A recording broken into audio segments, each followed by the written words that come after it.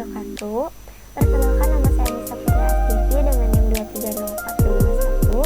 Di video ini saya akan menjelaskan modul ajaran saya gunakan dan saya buat untuk implementasi mengenai mata kuliah strategi pembelajaran di SD kali ini, dan alasan mengapa saya mengambil model pembelajaran cooperative learning tipe TSS atau Two Stage Display.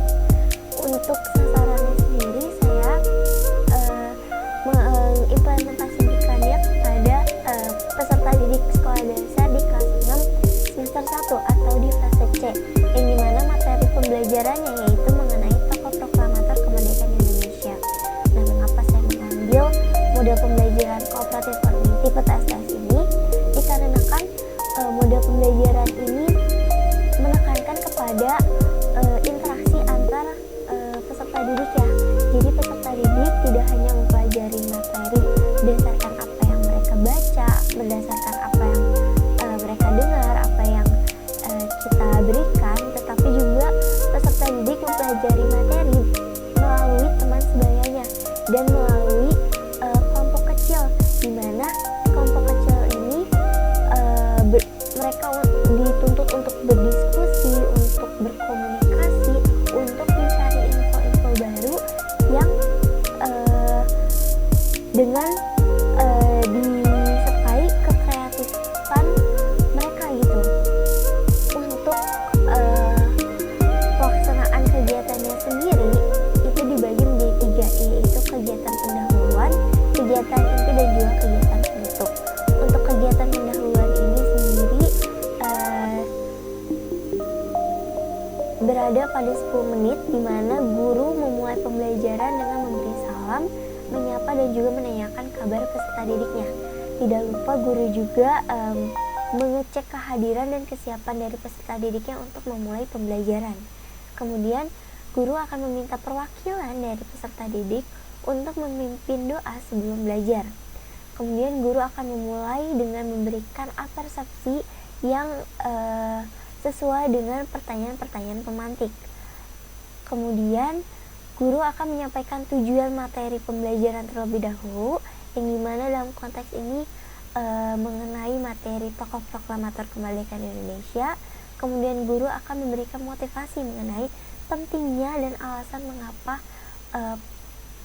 mempertahankan kemerdekaan Indonesia itu menjadi upaya yang sangat penting. Kemudian dilanjut pada kegiatan inti yang dilakukan selama 85 menit, di mana ini terbagi menjadi beberapa sintaks, yaitu sintaks pertama, penyampaian materi. Peserta didik akan menyimak terlebih dahulu bahan ajar yang memuat materi mengenai tokoh proklamator kemerdekaan Indonesia. Untuk konteks ini, guru memberikan bahan ajar berupa PowerPoint.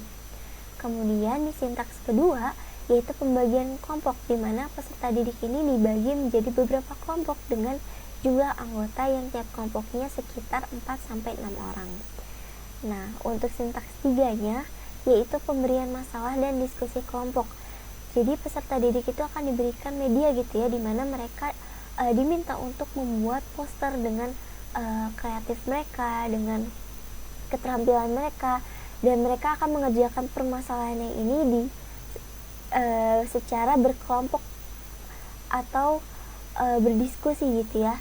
Nah, kemudian di sintaks 4-nya, yaitu bertamu dan menerima tamu. Selanjutnya peserta didik akan berperan sebagai tuan rumah dan juga sebagai tamu.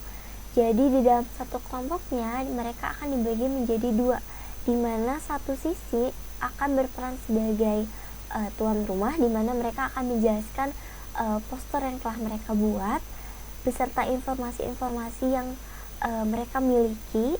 Sedangkan yang lainnya, sisa peserta didik dalam satu kelompok yang sama akan menjadi tamu yang akan mencari informasi-informasi baru ke kelompok lainnya. Nah, kemudian di sintaks 5-nya itu yaitu ada presentasi hasil diskusi dan pengerjaan soal. Jadi peserta didik setelah melakukan kegiatan bertamu dan juga menerima tamu, mereka akan mempresentasikan hasil dari diskusi dan hasil informasi yang mereka dapatkan.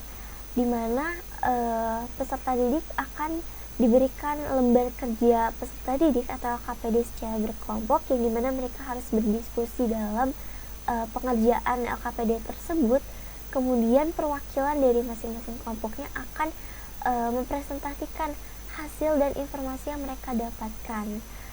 Kemudian di kegiatan penutup yang dilakukan selama 10 menit ini, guru akan meminta perwakilan dari peserta didik untuk memberikan pendapatnya terkait apa yang sudah dipelajari gitu ya di dalam pembelajaran. Kemudian guru akan memberikan penguatan terlebih dahulu terkait kesimpulan dari materi pembelajaran yang telah dilakukan. Kemudian guru akan menutup kegiatan dengan meminta perwakilan dari peserta didiknya untuk memimpin doa setelah belajar. Setelah itu barulah guru berpamitan dan mengucapkan salam penutup. Tidak lupa kegiatan proses pembelajaran ini juga ditutup dengan sesi dokumentasi yang akan menjadi bukti foto dari implementasi simulasi mengajar untuk mata kuliah strategi pembelajaran di sekolah dasar ini. Cukup sekian dari saya. Wassalamualaikum warahmatullahi wabarakatuh.